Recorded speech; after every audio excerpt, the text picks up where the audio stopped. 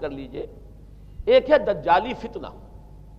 ایک ہے ایک شخص معین المسیح الدجال، ان دونوں میں فرق ہے۔ معلوم ایسا ہوتا ہے کہ ایک تو شخص ہوگا جس کا ظہور ہوگا، وہ شخص معین ہوگا، اور اگر احادیث کا تتبع کیا جائے تو معلوم ہوتا ہے کہ وہ یہود کا کوئی بہت بڑا لیڈر ہوگا، اور آخری زمانے میں قریب قیامت کا جو زمانہ ہے، قرب قیامت کا،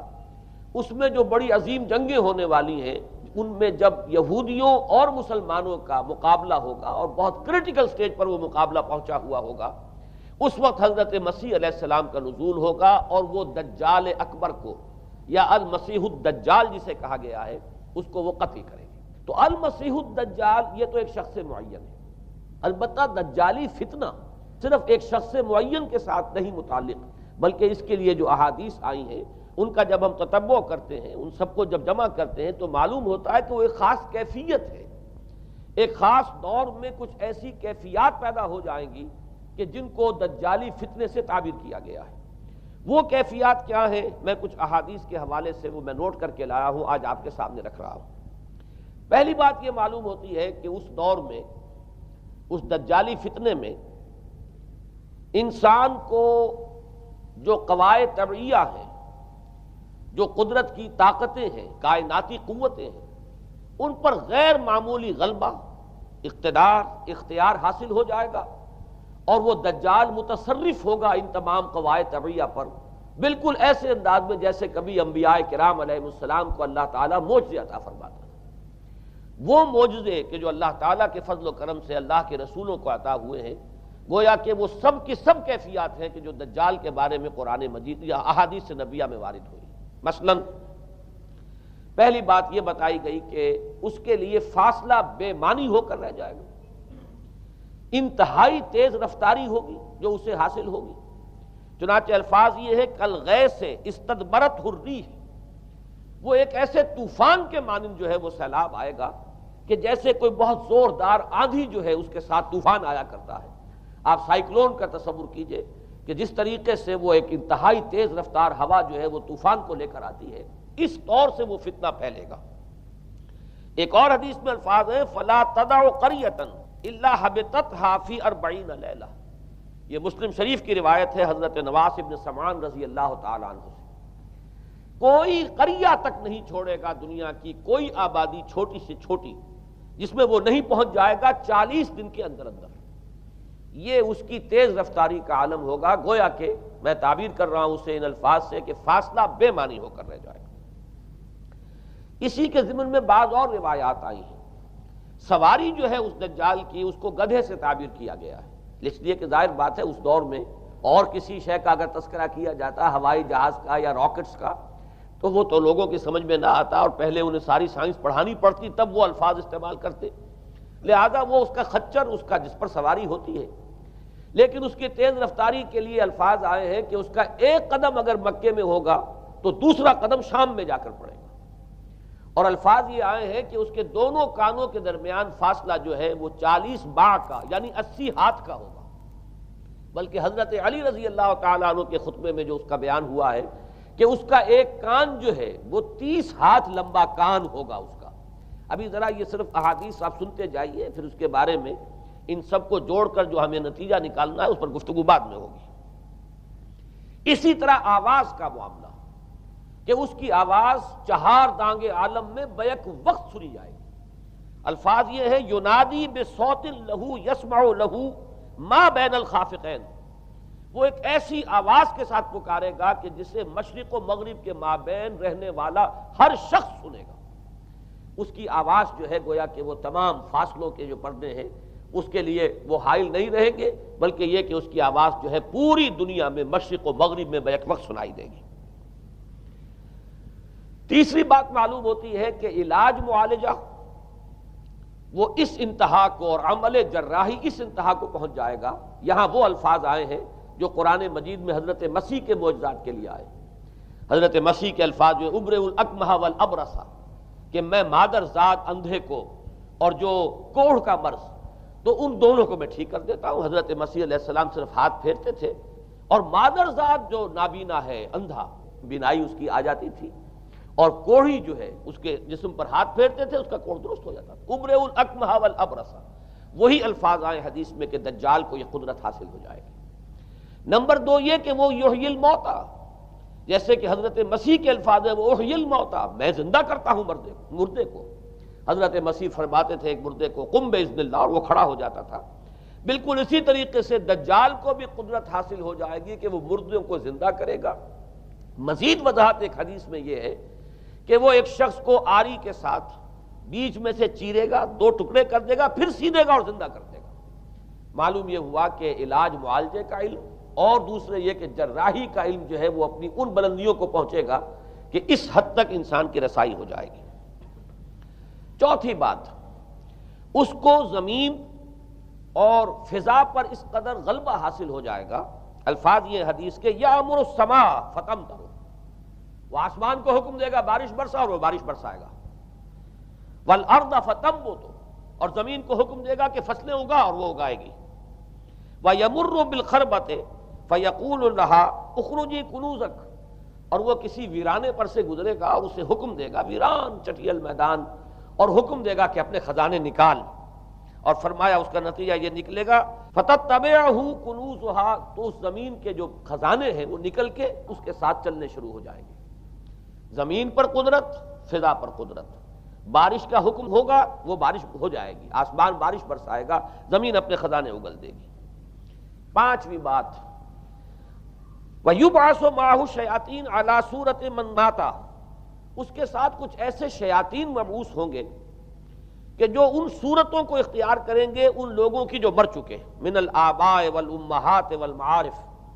جو آباء و اجداد اور مائیں اور دادیاں اور جو بھی جان پہچان والے لوگ ہیں جو فوت ہو چکے ہوں گے،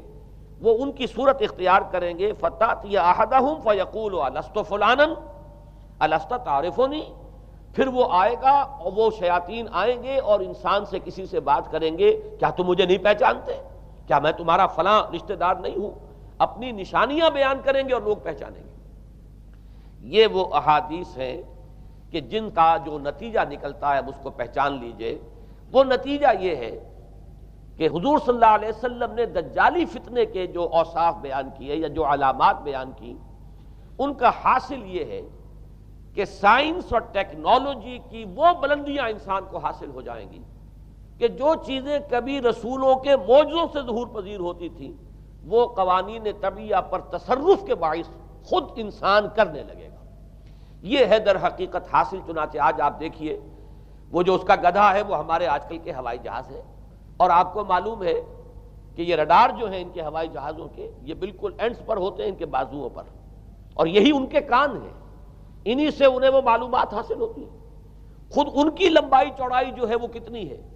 اور پھر یہ کہ ان کے درمیان فصل جو ہے وہ 80 ہاتھ کا یا 40 باہ کا وہ موجود ہے، اور جہاز کی ایک اڑان اب تو کہیں بات پہنچ گئی کہ آپ کو معلوم ہے کہ پوری دنیا کے گرد بھی ایک جہاز جو ہے وہ چکر لگا لیتا ہے چند گھنٹوں کے اندر۔ لیکن یہ ہے کہ عام جو رفتار ہے اس میں بھی ایک پڑاؤ سے دوسرے پڑاؤ تک، ایک جگہ سے جس کو ہاپ کرنا کہتے ہیں، یہ بھی کم سے کم 500-700 میل کا عام طور پر سفر جو ہے وہ جہاز طے کر رہا ہے۔ اسی طریقے سے ہماری جو سائنس کی، خاص طور پر جو طبی سائنس ہے، اب اس میں جس طریقے سے کہ زندہ رکھا جاتا ہے انسانوں کو، اور وہ ویجیٹیبل چاہے کہا گیا ہے ان کو ہیومن ویجیٹیبلز، لیکن یہ کہ دل کی دھڑکن بھی چلائے جا رہے ہیں، خوراک بھی پہنچا رہے ہیں، آدمی جو ہے وہ زندہ سال ہر سال تک زندہ پڑا رہتا ہے۔ اور یہ کہ سرجری بعض جانوروں پر تو یہ بات ہو چکی ہے